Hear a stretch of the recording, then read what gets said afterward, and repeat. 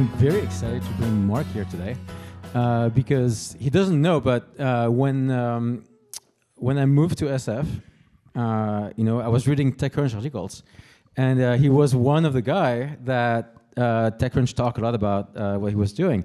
So it's kind of like a mini hero.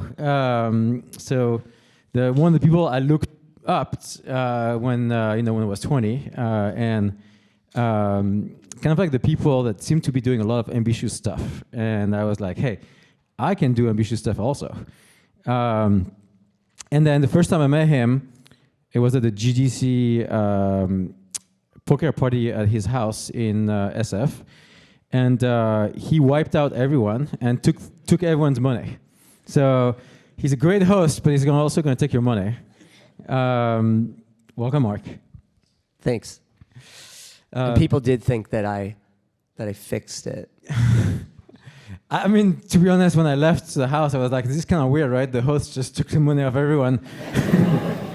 But it was, you seem like a legit poker player. So you started 10 companies, something like this?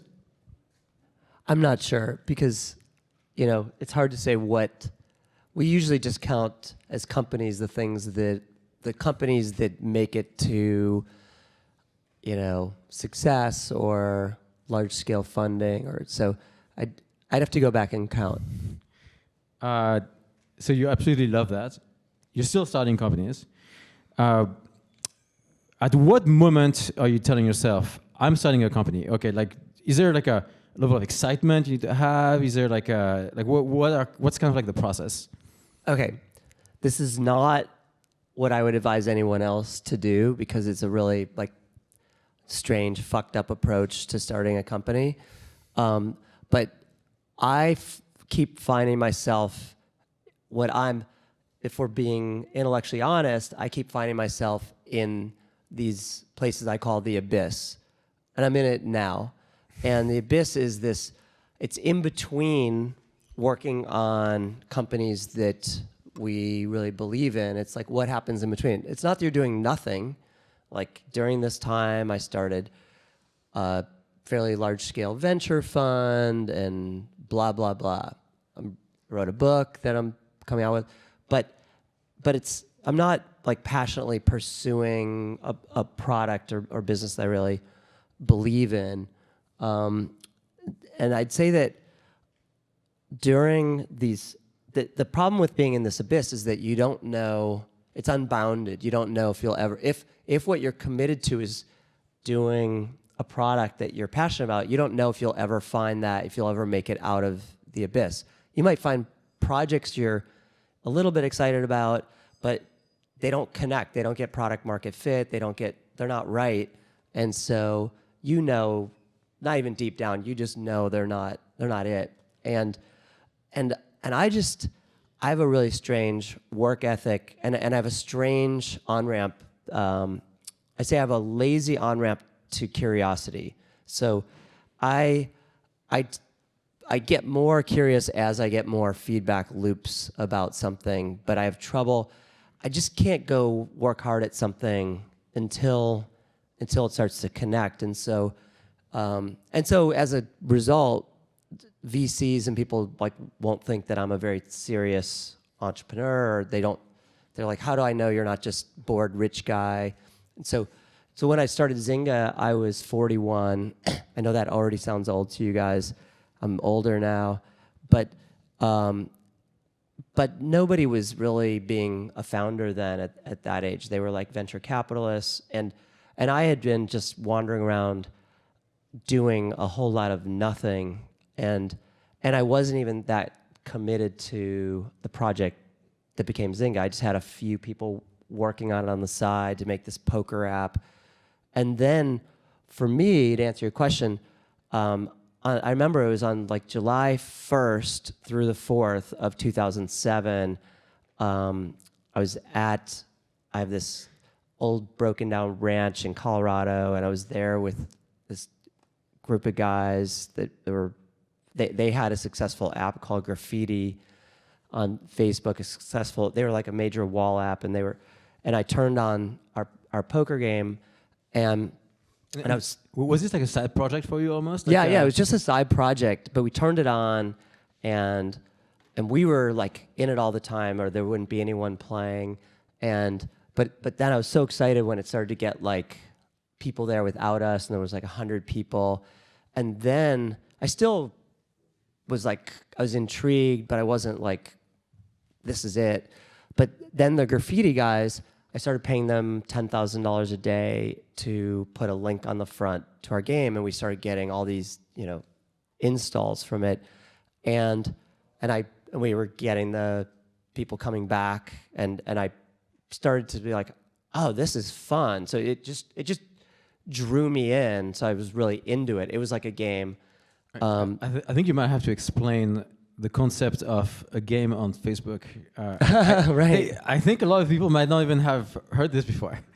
Well, so I'll also just back up and say, I don't know how far back to go, but I was a believer in this social thing long before Zynga and long before Facebook, and I tried and failed at a lot of things. And I put in the first check for Napster because Sean Parker worked for me as a summer intern when he was 16, and then emailed me when they started Napster and said, we have this one server, and does anyone here remember Napster? Know what Napster was? I guess not remember. Okay, all right, good. But so for me, Napster was the beginning of the social internet and this other kind of internet experience that wasn't run by like Barry Diller and big corporations. And I'm in San Francisco, but I'm not like anti-capitalism or corporation. But as a user and a founder and entrepreneur, I didn't like that version of the internet that was like, this is gonna be run by the New York Times and or Monster for jobs, and they have a database, and it's this old world business. We know this. We have all the information in our database, and then it's closed, and you have to pay to access it. Only now you'll populate it for us for free. And Reid Hoffman and I both, I know I'm giving a really long answer to your question, but Reid Hoffman and I had this theory that he coined the term Web 2.0, and it was that anything on the internet that could be free would be free, right? And that really what it wanted to be was just open databases and open information that could just travel anywhere and be completely decentralized, which was the opposite of what the internet was at that time. And so then Napster for me was the beginning of that, and that was actually a long time before. That was like 1999.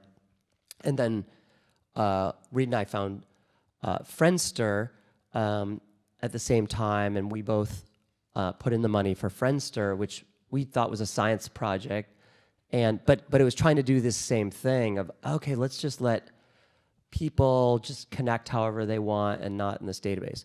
And then I started Tribe. He started LinkedIn, which you've heard of, and I started Tribe, which you wouldn't have heard of.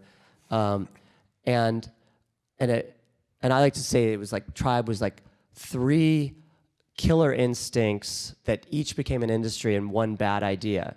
And one of the points I want to sell you on today is that you should, as an entrepreneur and founder and product maker, really over your career work on when people talk about taste now, like what the fuck is taste? Well, one way to think about it is calibrating when you are drawn to something or you like a product or an idea, how much of that is appealing at an instinctive level that you feel in your gut, and how much is this particular instantiation of the idea that you're seeing. And so get really good at separating the two. So like my best example is that I had this idea that you could order a taxi through your phone in 2002, and I registered smstaxi.com, and I wrote a whole business plan, and then I figured out it's bad business because even if I convince all the taxi brokers to work with me and I got 1 million rides a month and I charged $1, it was like a $12 million business. I said, forget it.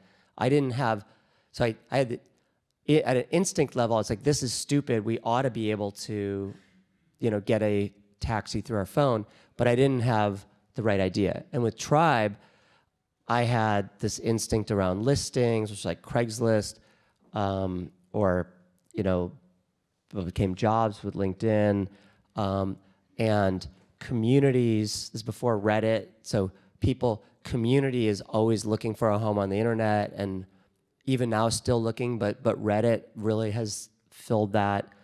And social networking was really just getting started. This is before MySpace or Facebook. And I just stuck with this one losing idea. And I like to think that if we can kill our ideas and not be so attached to them, then you have a time machine. Because if someone came back to you today and said, oh, you're so close, like you're touching on something, I was touching on Facebook. That's a $1.6 trillion company today, right? I was before them trying to do the same thing. If I could go back to myself in 2003 and say, you know what, kill your ego, just fucking copy Friendster, because their servers don't work. Copy LinkedIn, even though he's your really good friend. And anyone else you see come out in Facebook, just build a good platform for copying. This won't sound innovative, I guess, may not inspire you, but I would tell myself then, just copy every one of these that come out, and really pay attention to the one that's .edu, that's starting with schools. But the biggest advice is you're in the right body of water, but you don't have the right boat, and don't be committed to that boat. So, and what is your process of identifying if, okay, you have somewhat maybe like, okay, I think you've played in all the majors like IDs, or a lot of the major IDs in the last like 30 years. Sometimes you got it right, sometimes you got it wrong. How would you know if you're working on the B version of the ID or like the S tier version of the ID? Great. Well, I like to say don't let a B plus be the enemy of an A. And a B plus is the worst fucking thing for any of us, because if you're working on an idea that's a B plus, it's good enough to keep going. You get some signal back, maybe you can get investors. None of it's easy, but it works. And what we have to be brutally honest about is, like, is this really it or not? Or is this, in games, greenlight meetings, we say it's a meh. Like, if a lot of people are meh, then you're not onto something. And to identify that it's a B plus, and one way to know B plus or A is benchmark and start out with metrics of, like, what does really winning look like? And then ask yourself, how ambitious are you? Like, maybe you're here, and you feel so happy that you got in this room and you just want to, like, get to something, get a first base hit, and you're like, hey, I'm 22 and I just want to get to a product with revenues and venture funding. That's fine, but you should try to ask yourself at any point, like, how ambitious am I? And everyone will say I'm a 10, but you have to take the other side of that trade, which is, if you want to be a 10 on ambition, it might mean that you're going to toil for 10 years. Are you ready to do that? Are you ready to kill your B pluses for 10 years and not know if you'll ever get to an A? Because to me, that's what being really ambitious can often look like. And how do you balance the fact of, like, also, like, the other advice is, like, you just have to keep going, and you'll learn new things just by keeping going. At what point do you tell yourself, like, okay, this is not it. Like, I have to do like a significant change in the ID or what I'm doing? Well, there's a few things that I think about, and there's external and internal, not even metrics, but just yardsticks that I think we kind of feel instinctively, and external, depending on what kind of business you're in. I'm usually in consumer. If I do enterprise, it's by mistake. Like, I started an enterprise software company by accident. I actually just did it again. But I'm always trying to do consumer, and then sometimes it takes a wrong turn. But I think the external is, especially with consumer, is like, is there adrenaline around it? Like when you talk about it to people, when they try it, like, do you have adrenaline? Are you really into this? And are people, and there's all kinds of different signs you could see. And you got to be careful that you don't just say to yourself, well, it's not ready yet. Like, it's just, they don't get it yet. They don't get the vision yet. That's really dangerous. And internally, it's, are you and the team creatively productive? Like, are you getting to a new thing that's interesting every Friday? Or not? Does it feel slow and flat? And those are two for me that I think about, because, and I'm really looking for both. And if we're creatively productive, but we're not getting to that adrenaline, at least we're in the hunt. But if we're not getting adrenaline and we're not creatively productive, then I think it's not good. Do you have a definition of, so most people will never feel what the level of product market fit you have felt a couple times, and so you know what is the difference between, and what are the type of things you would say happen when you are in true product market fit? You know, it's one of those things like being in love and like finding your person. It's like, until you found your person, you had all kinds of ideas about, well, this one was almost it, but why couldn't I get over this? Or like, there's something about like the B plus versus the A that I feel like when it's an A, you just know it. At least that's my experience. And when it's a B plus, you don't just know it, you wonder about it. You're like, oh, maybe this could be it.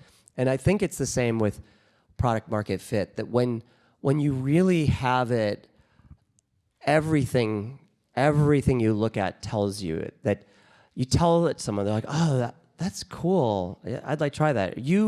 And one of the best signs for me, and this is about developing our own taste, is I've learned, and it's good to, like, if you can do it, like if you're doing consumer, like think about approach yourself in the third person, if it's not too weird for you, and try to really notice what you are drawn to, like really drawn to and not. And every one of the Zynga games that I was addicted to was a hit and did more than $1 million a day in revenues. And every Zynga game I wasn't addicted to was not a hit. That's an interesting metric for me, or yardstick. And I've also found any app that makes it to the front page of my iPhone, to me, just has a minimum of $1 billion stick value. Like if it's on the front page of my iPhone enough that I'm going to keep using it. And I've invested off this. Like, I was single 6 or 7 years ago, and I started using Raya maybe 8 years ago, and the dating app, and I was like, even beyond just being single, I was like really addicted to it. Like, you could only see 25 profiles a day, and the way they showed you the profiles, like, found so interesting, and I found dating apps painful to use. And I like to say sorry, Raya founders, but I say dating apps are like a 1 out of 10 experience, and Raya is like a 3 out of 10. And so the whole thing sucks, but they suck like 3 times less. And so I found that eventually it wasn't worth me meeting anyone off a dating app, because it was 100% no rate. And so I was like, it's just wasting their time and not nice to them. But with Raya, I actually went on second dates, and so there was something different and curated about it. It was like human curated. So anyway, so I cold mailed them and just said, I'm using your app. I want to invest. And they emailed me back, luckily. And it turns out it was a guy I knew from Facebook, had just joined there to be COO. And so anyway, so I ended up putting up, me and Reed, we put up all the money for Raya. And then I got addicted to chess.com, and my daughter is now addicted to it. And I, like, same thing. I emailed them, got really lucky. They emailed me back, but I was like 2 weeks too late. They'd just done like a big round. But I have found that, that. So you seem to rely on intuition a lot. Yeah. And what just follow your guts. Okay, this is a bit of a personal question because it happened to me also. You know, we were one of the largest communication apps in games, got to 5 million users, lost to Discord, and it took me 3 years to recover mentally.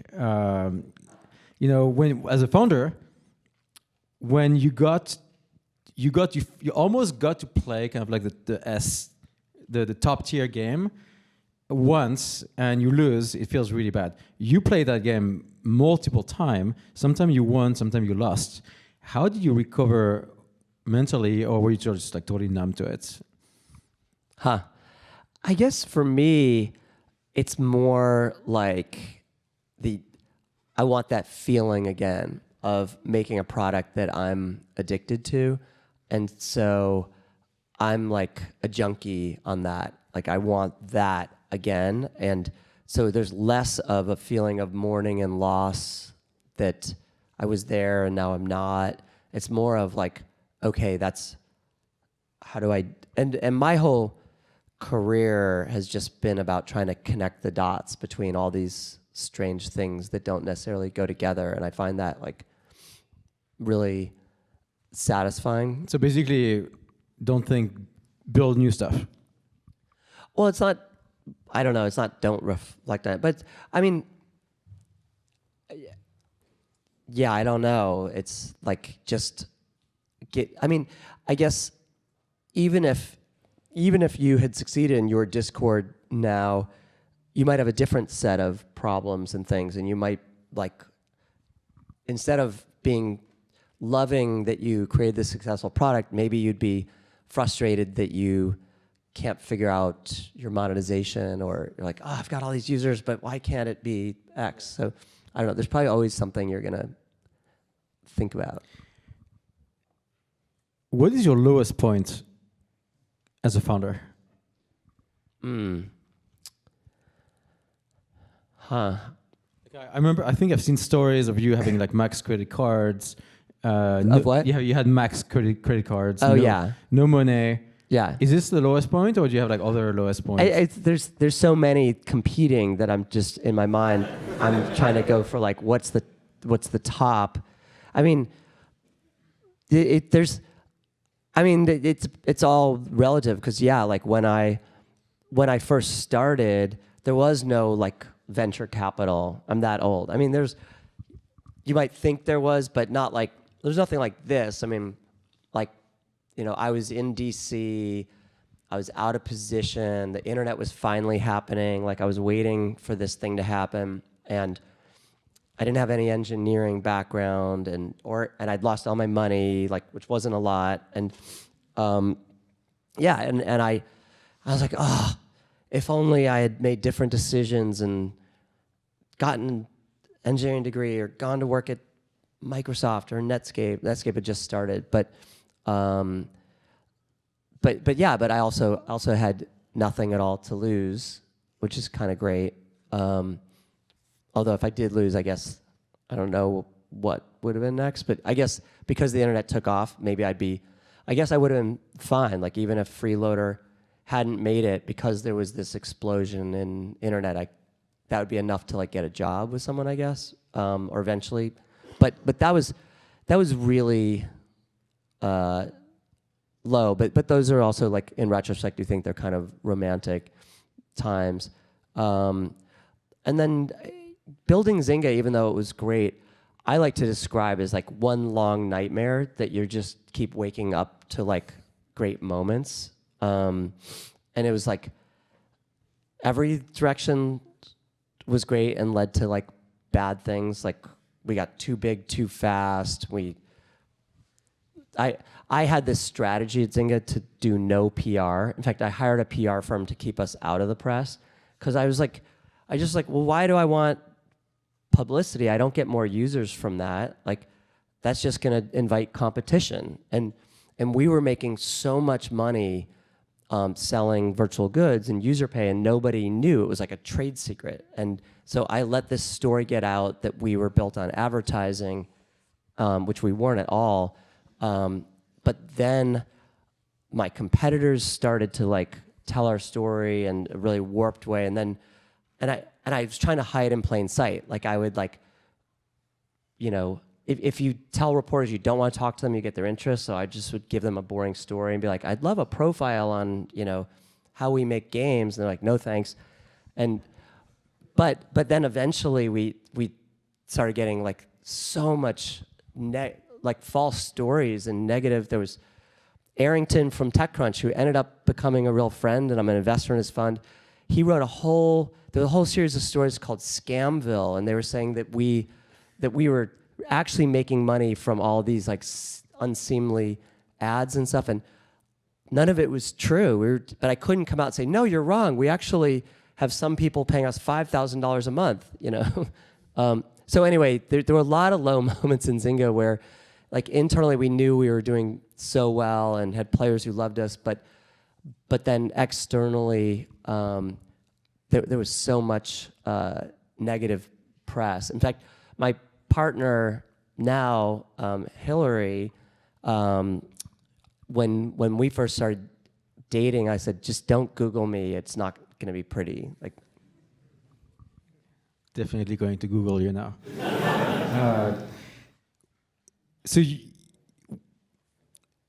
When Zynga came out, I remember, so I was in the gaming world, and I think calling a game on Facebook was kind of like, from the gaming industry, was kind of like a heresy. Like, it was people were like, these are not serious games. Like, were you a gamer? Like, why did you make games? Well, I don't know, like a kind of nice, politically acceptable way to say this, but somehow, and I apologize if this sounds really tone deaf, but this is what I believe, so I'm going to say it. Somehow, I think that I just represent, like, most of how, like, the rest of America approaches technology and apps and all this stuff. And like, whatever I'm into, they seem to be into, like, 18 months later. And it seems to be like clockwork. That's why I knew, okay, Raya, like, they're going to be into that. Or it's not everybody, but so I wasn't like a gamer. I was more of a gamer the way the rest of America was. Like, I've never played World of Warcraft because I can't figure out how to completely install it. And I wouldn't let my IT department install a game for me. And so that's the kind of gamer I am. I grew up playing games, like video game, like normal video games. Like PlayStation or... Yeah, like PlayStation, like not where you had to like know anything. I mean, I try not to say it, but I really just represent like the dumb fucks. Like, I have no attention. I won't read any instructions ever. Like, I will click and then throw it away. And I just somehow think my user pattern is how they are, and they don't care about any of this. I don't care. Even I'm saying, am I in this? I don't care. There's no games I play right now other than chess.com, and you couldn't pay me to play a game now because they're so fucking boring.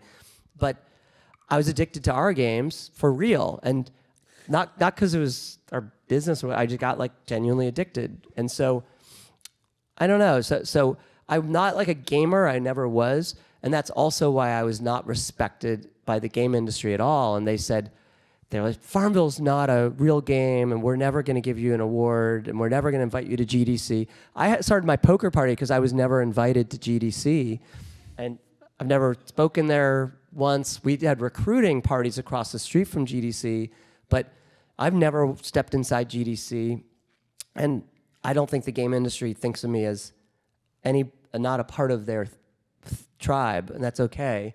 But I was not making games for them and not trying to get their respect. I was making games that my mom would play and I would play, and so I made a lot of different choices than they would have. And so, why did you pick poker as the first game? I just picked it because I liked it. And the whole time I was failing with Tribe, I was like, I'm spending all this time on this stupid community stuff and people, getting upset about some other person, like just all this interpersonal stuff that happens on a social network or a community and kind of bad plumbing stuff. And I was like, they're all coming for this cocktail party and they have nothing to do. And that was the insight I got from failing at Tribe that I took to Zynga and Facebook was, okay, there's this giant cocktail party. Everyone wants to hang out here, but no one really has anything to do. They don't even know why they're here. They just want to be there. Now we're kind of like hanging out on GPT or, Claude. And we just kind of have this feeling like we just want to be there all the time. And it's not just you guys. I see it with like my family. And so I was like, a poker game is like an always-on bar. And what I wanted to do, and the whole time, what I kept trying to do with Zynga, and I still try to do, is I wanted to add a dimensionality. So I didn't care about making a game no one had ever played. I wanted to add dimensions to it that would get to what I would call an OMFG moment.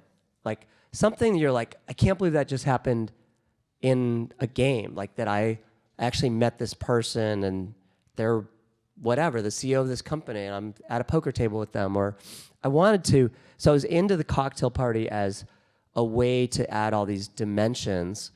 And poker's not, there's nothing viral about games, and there's nothing viral about poker, but there was, but it was the only way you could actually have a live interaction with somebody on Facebook at the time. It's still kind of, and the one thing I'll just give you guys like an Easter egg or just do something with it or ignore it is I've had this feeling about the internet and the web since it started. Like I was there, like Mosaic browser.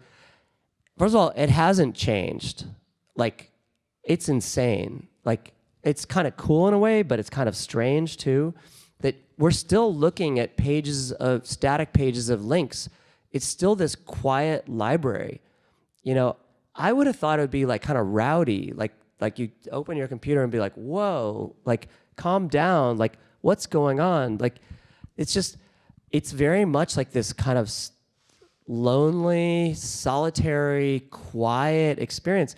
And I kind of wanted to shake that up. And so part of what I was trying to do with the games was be like, what if you were in a crowded bar and some of your friends drop in and it's in between meetings? And so that was the driver for me. I remember when I decided to play FarmVille. One day I wake up and I open Facebook and there's like literally 30 notifications on, like it's telling me what all my friends are doing. I see FarmVille everywhere. It's almost kind of like a Game of Thrones moment, which is like everyone was playing FarmVille. How fast did it actually grow? Like on the outside, it feels like there was like 100 million people playing it in like a week. What was how do you look back then? Well, I really wanted to make a farm game or a ranching game because I had a farm fantasy, and so I was like, I want to have Pincus Valley Ranch, and like we produce our own organic vegetables that are at Chez Panisse or something, and then no one else, also because we started hiring people with game experience, none of them wanted to make a farm game, like nobody.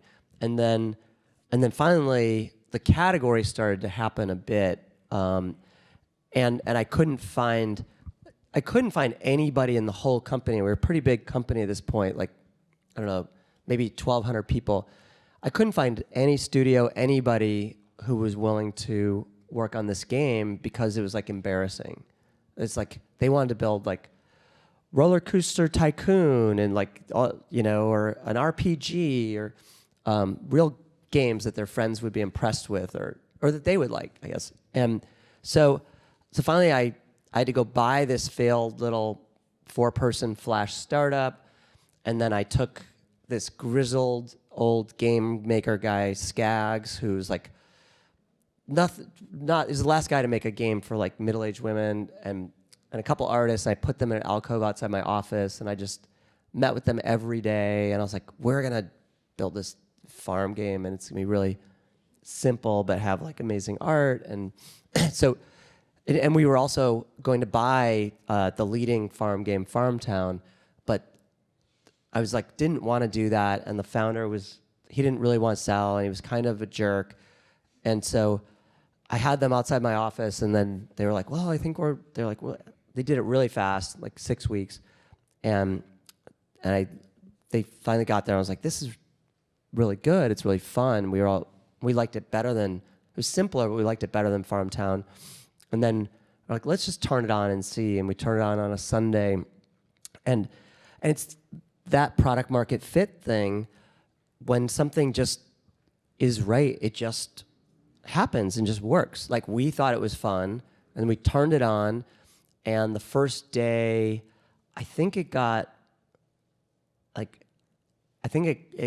171,000 installs the first day. We just turned it on. We didn't, and then by the end of the first week, I think it was up to like something crazy, like close to 1 million installs a day.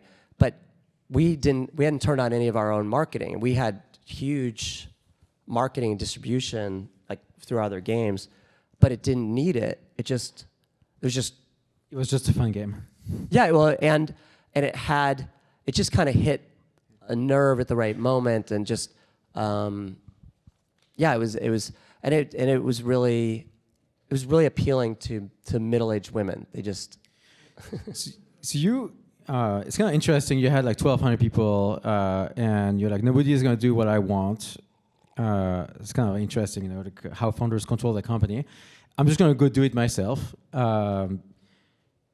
When should founders stop doing stuff themselves? Well, I think you know my answer. I think that I'd say that I'm a huge, when the meme came out with Brian Chesky about founder mode, I was like, fuck yeah. I was like, that's what I believe in. Like, that's my whole career. And I just thought, that's why you're doing this, is so you can bet on yourself. Like, in some way, every one of you sitting here has probably been what I call an expert witness, and that's why you're sitting here today. Because an expert witness is what we are when we're working for other people, when we feel like we're closest to the answer and closest to the data and furthest from the decision, and we're frustrated because, like, if they would just listen to me, we'd be more successful, but they're not. And so eventually you're like, fuck that, I'm just gonna go bet on myself. And one way or another, you're here because you're betting on yourself. I would just encourage you to keep doing that. Don't be stupid. Like, your commitment to winning and intellectual honesty should be even bigger than your level of betting on yourself.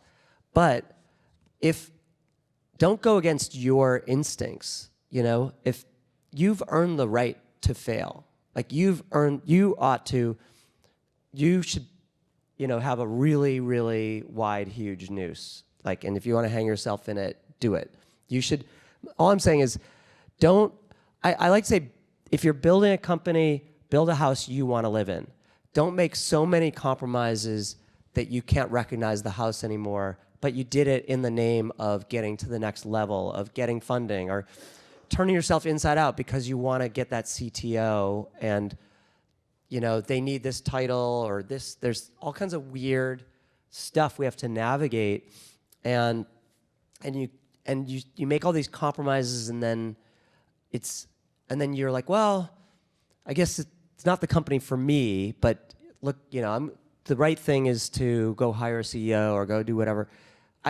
I would just say, don't do that. Like be selfish towards like what's the house you want to live in, what's the company you want to be at, and a lot of people will opt out of that, and then some will opt in, and those are your people. Like the people who are like, fuck yeah, I want to be in a weird ass company like you're making that never meets in person because you're so socially awkward you don't want to have a meeting. I am too, right? Like, great, that's your company, that's your culture. And I just say, and if you think you're the the best at doing something, then do everything. Like,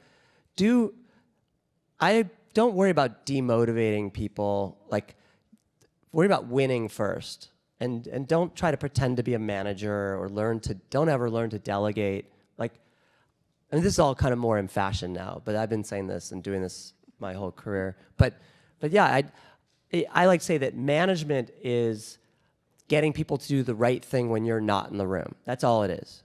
There, you don't have to get an MBA. You don't have to like go work at a company that's known for management. It's over. Like, that's all it is. As you scale past yourself and your ability to do every job, and maybe with AI maybe you won't ever have to, but at some point, maybe you'll have to have a bunch more people, and then you're trying to figure out, how do I get them to do the right thing when I'm not in the room? First, be in the room all you can, and then when you run out of that, then you need to come up with some ideas to get them to do the right thing. So most founders here are, it's really a 1 or 2 person teams. How would you recommend that they find and convince the first couple employees to join their teams? It's so hard, and take this or leave this, but I've also talked about what I started calling my book, The Talent Myth, that I know we get told like the first 10 employees or the first 30 employees are crucially important and every one of them should be amazing. I didn't take that approach with Zynga because I didn't have time. So I didn't have time in the beginning to go, and they wouldn't join anyway. I didn't have time, and the people with great resumes weren't returning my emails or calls. And so I got what I call broken resumes. And it turns out there's tons of broken resumes available to you all the time. So broken resumes are people who might have touched greatness or they might have done whatever, but then they went in there's something about their resume that makes them not able to go start their own company or get a job at Meta or whatever. Maybe they're right out of college, they've never worked anywhere. Maybe they took some bizarre path and spent 5 years in the Peace Corps. But there's tons of these people, right, that maybe they're self-taught on Claude Code, but they don't know real coding. But I just brought in people like that. And this is also kind of terrible, but it worked. I used hiring as an interview process. I just hired anyone who would come work for us, and I just kept the ones who seemed to stick. So I would hire them as contractors. I didn't care. You want to be full-time? So I just hired. Like, you know PHP, you're hired. Go, there's your desk. Here's a wood table. Turn it on, do something. And because we had such a need, we were growing so fast, and I just said, and I'm not good at interviewing anyway. So I'm like, I don't know that there's any correlation between who I like in an interview and who's going to do well. Definitely not coding. And so I was like, I might as well just hire all these people. And the ones I would least expect it didn't just end up being great at coding, but I got all these people who just had instincts around games and consumers. And just through PHP contractors, I got some people who ended up running studios. There was this kid, Justin Waldron. I found him. Here's another great thing. Fish through failed apps or whatever it is you're doing.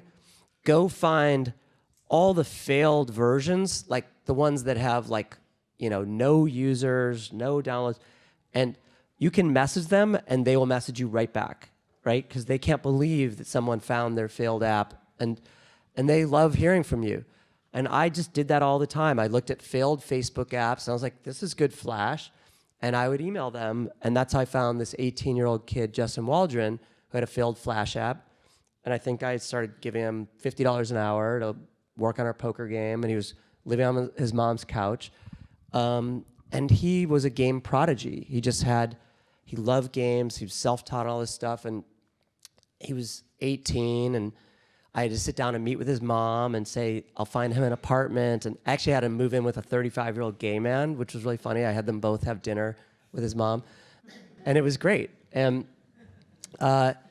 he ended up he's a really successful game founder now. But anyway, it's like the if you're competing with like OpenAI or Meta, you already lost. It's like the undiscovered talent. What you're describing. But hiding in plain sight. But I mean, yeah. like not like I'm not giving you anything like that I did that was like so ingenious. I was just desperate, and I was like, what am I going to do? Like, no one from EA will return my message, and if they do, it's for something wrong. Like, there's probably, it's like a bad signal.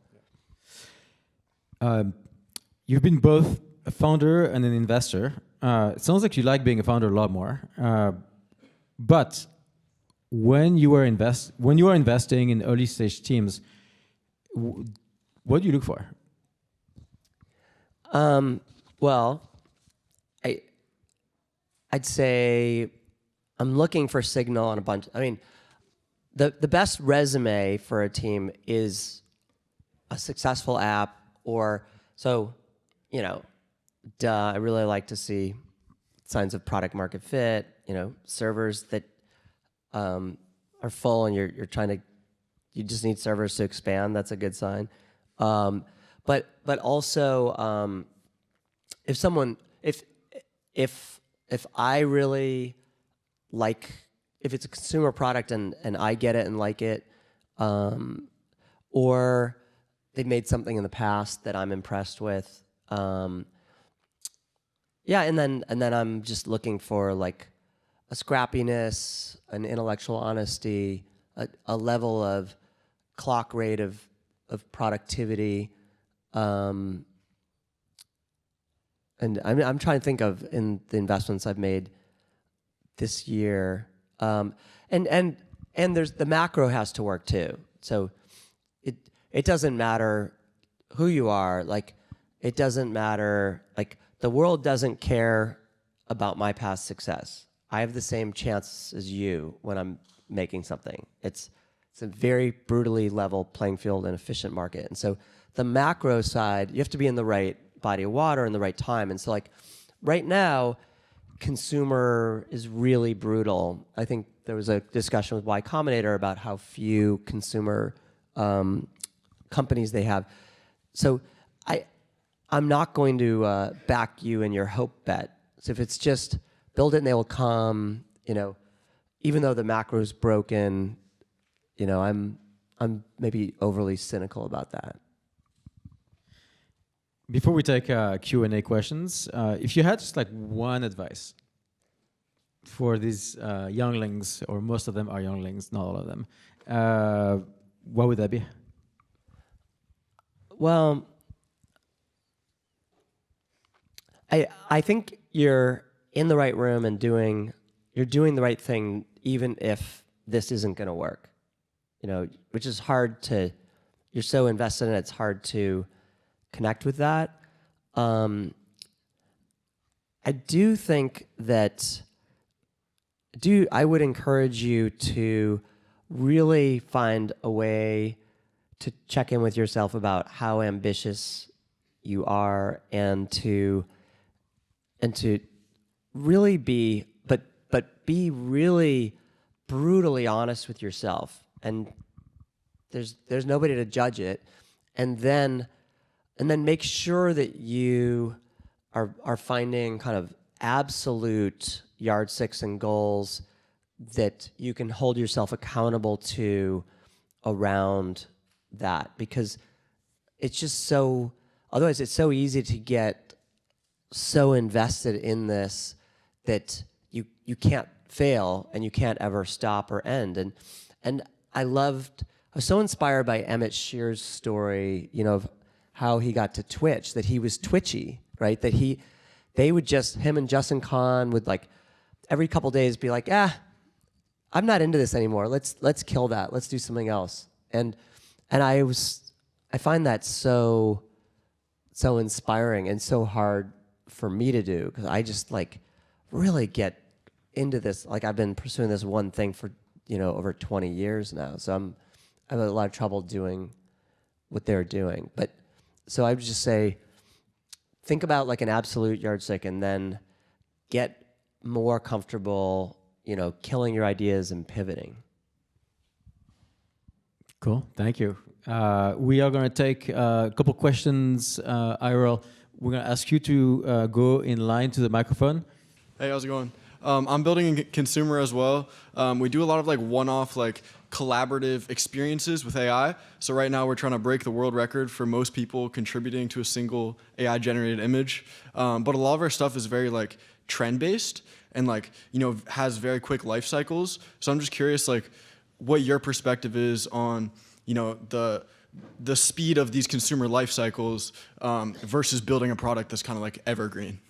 That's such a great question. And there's nothing wrong with that. And like what we're trying to do is like find a pulse. We're like trying to find a good vein. And so I'm all about having lots and lots of whiteboards. And I don't know if they'll give you that here. I'd like to start a whiteboard company and make the best moving whiteboards that have the best erasability. If anyone's interested in that, talk to me after class. I'm not saying it's a good idea, but the world needs it. But one whiteboard should have like your kind of strategy and like what winning looks like. But then your other whiteboards can be all about these experiments you're running. I would just try to connect the two. So it could be, okay, I found a vein. It went away. It was a caffeine hit. It lasted. It popped and dropped.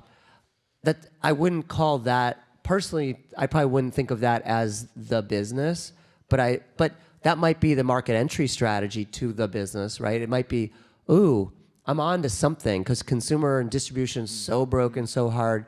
So, okay, I'm organically getting a lot of engagement and virals and whatever. Now, what could I do with that? Yeah, makes sense. Thank you.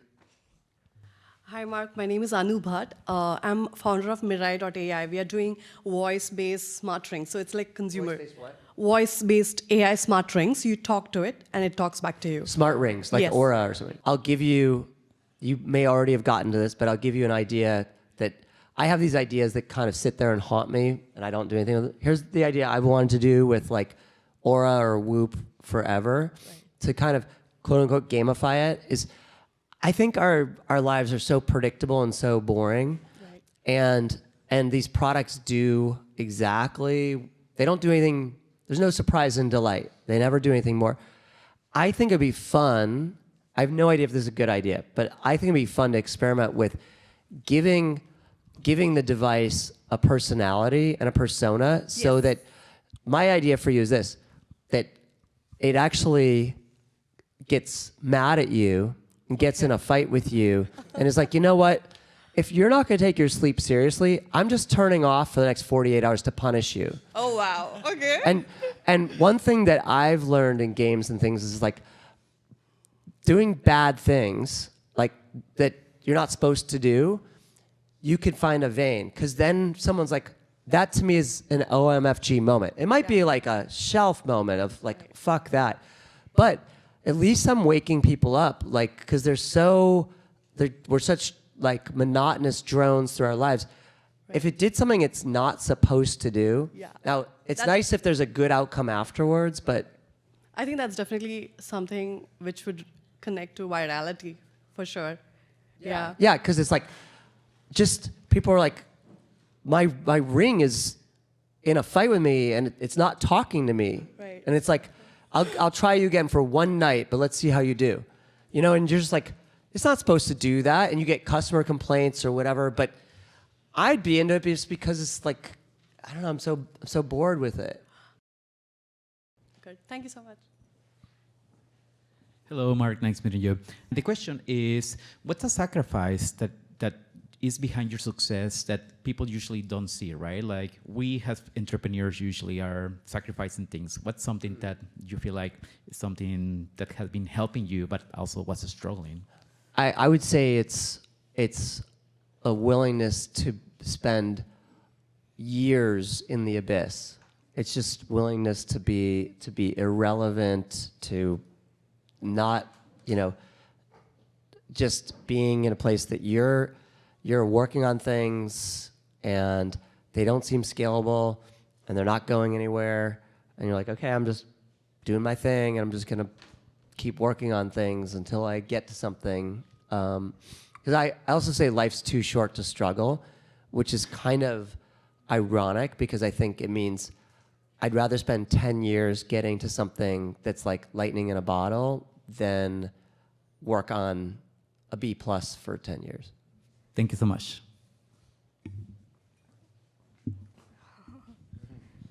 Oh, hi, Mark. My name is Alice, and I find your, I guess, like suggestions with founder versus investor as kind of contradicting to each other.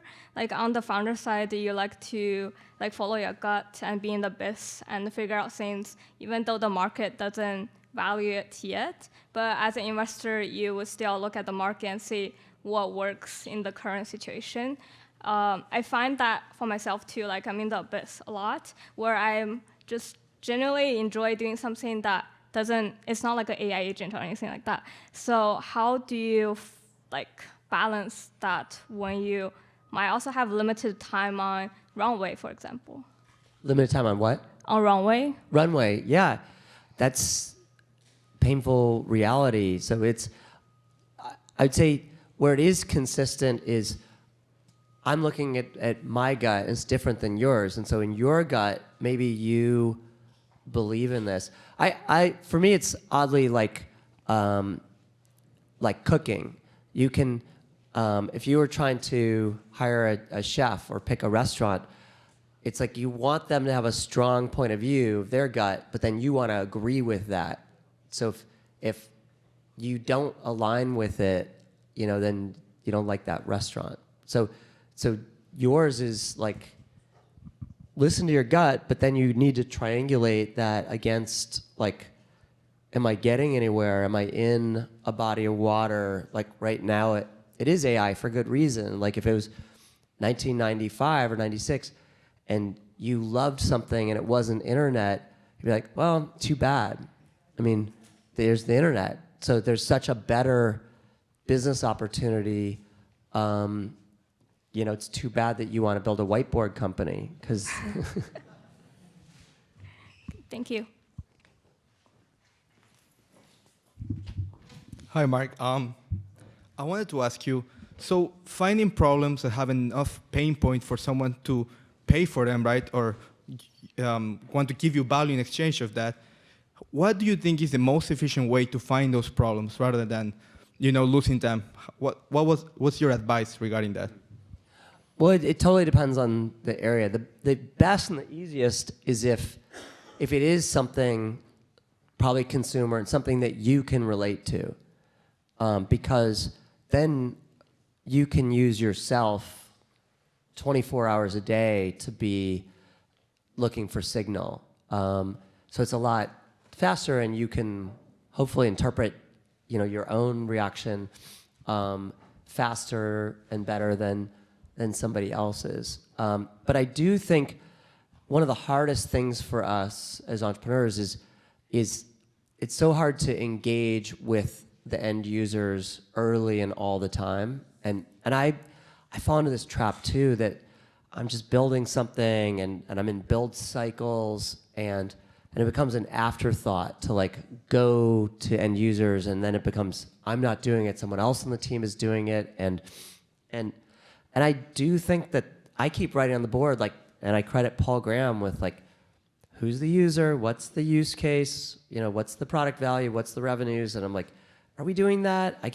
So I just think keep coming back to like holding yourself accountable to that. Like, I don't know, like how many users did I talk to today? Like, can you talk to 10 real users every day, no matter what? You'd probably be ahead of most people. Thank you. And ahead of me. We'll take I don't think we'll be able to do more than 2 because we have a couple online also, and then Mark has a hard stop. Hey, Mark. I used to get in a lot of trouble for hosting Zynga poker tournaments with our engineers 7 years ago, but it was fun. My question is, what are the consumer behavior insights that you have found from scaling Zynga that you see remain consistent throughout like all successful products? Well, this first one of just like, if it speaks to you like right away, if it speaks to other people right away, it's probably onto something. And if it takes more iteration or more explaining or something, it's just dead on arrival. I haven't heard other people besides me, I should look, talk about day 365 retention. And it's a really tough thing when you're sitting here, and it's a beatdown to be like, well, what's your day 365 retention? You're like, I don't have time to wait for day 30. But it's a good mindset. And one thing I've found always consistent is that a high day 1 retention and a high day 30 retention is, except for poker, is pretty much always on the path to a high day 365. It doesn't mean you will have it, but if you don't, you kind of 99% chance won't. And so if you don't have good early retention, and then there's all these things we saw in mobile that seem to be true, that high frequency of use and engagement also lead to higher retention. And so you could gamify that, you could game it and like create all kinds of reasons that people have to like check in all the time on your app or something, and that might help you in the short term. But I think about that a lot, and I think about my own usage patterns of things, and I think like, what am I gonna be, I close my eyes and think, what would I be using in a year or 10 years? And what are services that are part of like my digital life stack that I could imagine like are gonna occupy this place for me? And I think most people do in the back of their psyche, like when we're thinking about whether we're gonna commit to something, we kind of think about like, is this a whole category of thing? Like, is this gonna be my new weather thing or calendar? Like, I think that's valuable. And then also, consumer behavior. I would never ever bet on it changing, and I would always bet on it not changing. So if you need a new consumer behavior, you're kind of done. And that gets to, in my book, there's this framework that's so important to me. I originally named the book after it, which I call Proven Better New. And it can really de-risk your product if you can identify what in your product is already proven and then copy that legally, but don't waste a minute changing the part that's proven, and then say what's better. And better is not what you think is better. Better is what 10 out of 10 of the existing users would say, fuck yeah. And better is really, really hard to get to. It's like, now it's free, it's half the price, it's no download. It's something that's like irrefutable. And then new is usually what you think is better.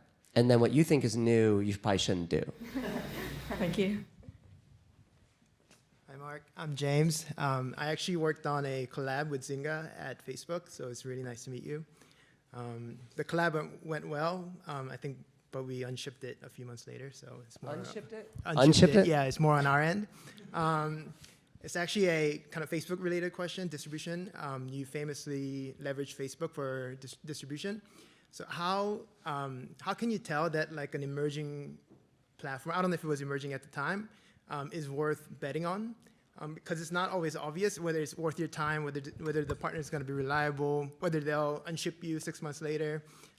Yeah, how do you think about it? I've never heard the word unship. Yeah, I like unship. It sounds like a corporate way of saying we Yeah. deleted it or we killed it.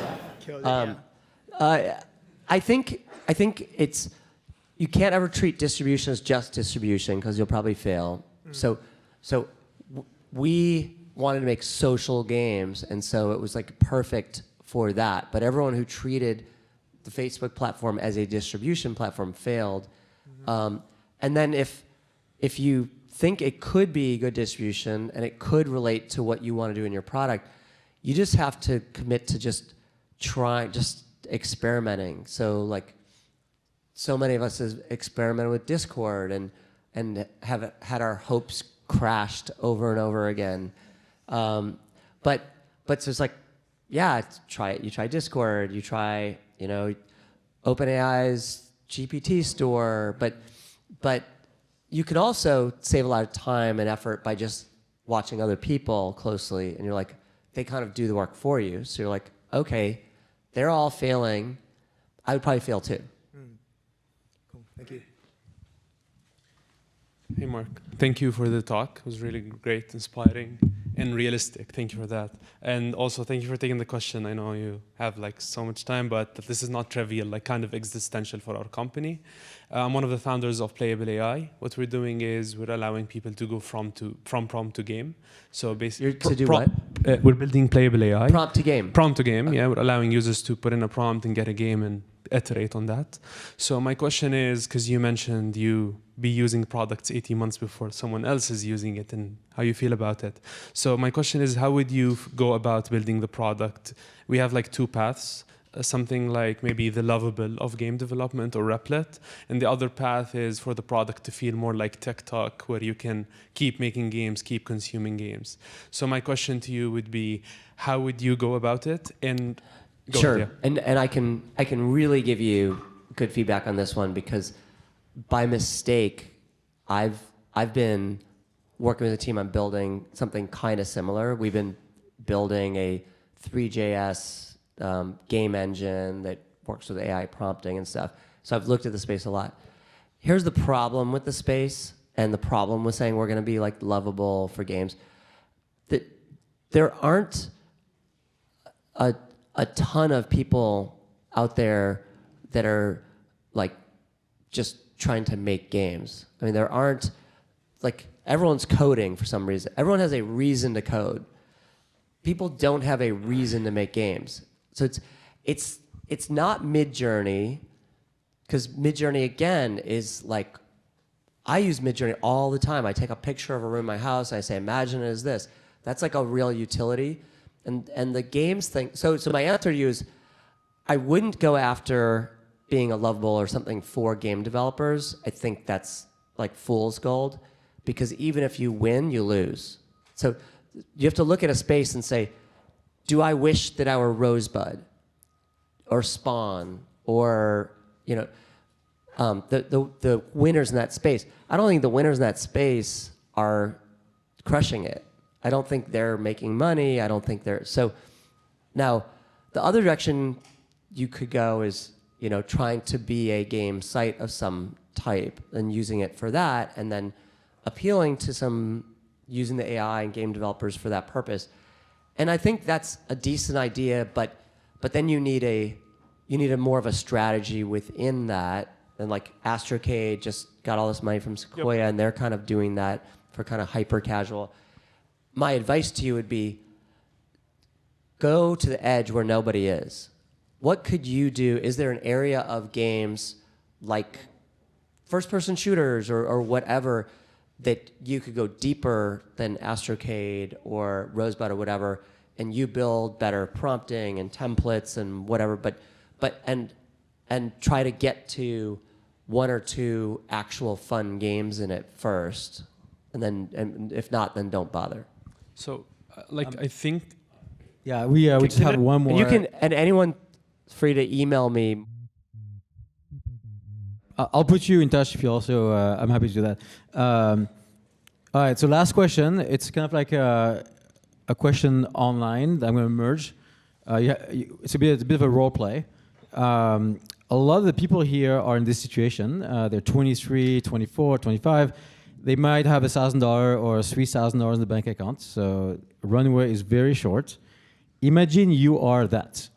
What is your game plan in the next day, weeks? Okay. Well, there's two ways to go. You could go the way I did when I started Freeloader, which was just like, you know, go off a cliff. Like I just did credit cards and we made it eventually to the point that a VC loaned us $250,000 for 4 months. It was Fred Wilson. It was like his first internet investment, and he thought that was really risky.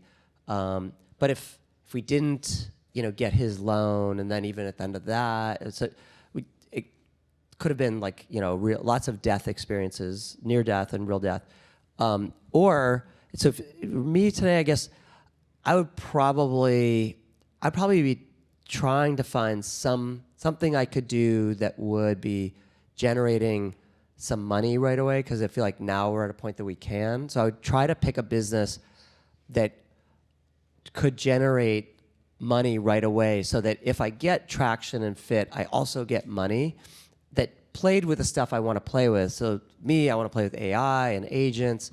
So here's mine, okay? I'll give this person like more. I'll give you actually what I would go do if I were them. I would go and start a travel agent, and I would use AI and agents to do it all. And I would go and pitch myself to corporations and wealthy people that want to have a travel agent, and I would be like, let me be your travel agent. And I would try to just get some actual customers, and then I'd try to sell them on, this is gonna be amazing because it's a 24/7 agent that's always gonna answer your questions, and if they ever fail, then I'm gonna get on the phone.